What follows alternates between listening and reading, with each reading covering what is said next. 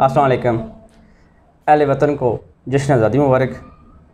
अल्लाह ताला हमारे मुल्क पाकिस्तान को कायम दायम रखे और अंदरूनी बैरूनी साजिशों से निजात दिलाए।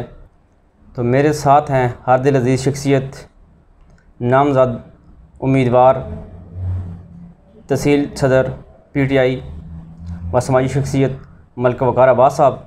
इनसे मुलाकात करते हैं और इनसे पैगाम आवाम तक पहुँचाएँगे ये अपना कि जश्न आज़ादी के मौके पर ये क्या पैगाम देना चाहते हैं। तो आए नाज़रीन, मलिका वक़ार साहब से बात करते हैं। औज़ु बिल्लाहि मिनश शैतानिर रजीम, बिस्मिल्लाहिर रहमानिर रहीम। 14 अगस्त पाकिस्तान का यौम आज़ादी का दिन है और ये मुल्क बेशहा कुर्बानियों के बाद मार्ज़ वजूद में आया। ख़ास तौर पर आजकल दुनिया में जिस तरह मुसलमानों पर मज़ालिम ढाए जा रहे हैं, उसके सिलसिले में हम सब मुसलमानों को मुत्तहिद होकर उसके ख़िलाफ़ सफ़ आरा होना चाहिए। पहली दफ़ा पाकिस्तान का मौक़िफ़ गवर्नमेंट ऑफ पाकिस्तान का कश्मीर के सिलसिले में बड़ा वाज़ेह आया है।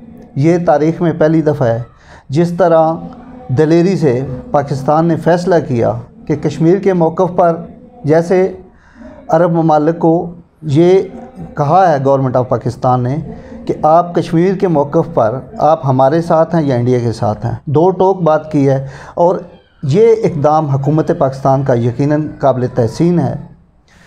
तो इस सिलसिले में मैं अपने तहसील PTI की तरफ से तमाम अपने सुनने वाले, देखने वाले और अहलियान पाकिस्तान को बहुत बहुत इस पाकिस्तान की इस आज़ादी के दिन की मुबारकबाद पेश करता हूँ और नौजवानों को एक और पैगाम देता हूँ कि जिस तरह प्राइम मिनिस्टर पाकिस्तान जनाब इमरान ख़ान साहब के विजन के मुताबिक कि पाकिस्तान को हमने ग्रीन बनाना है, तो कम से कम कोशिश करके अपने मुल्क में एक पौधा ज़रूर लगाएं ताकि हम अपना आने वाला मुस्तकबिल सिक्योर कर सकें। बहुत शुक्रिया जी।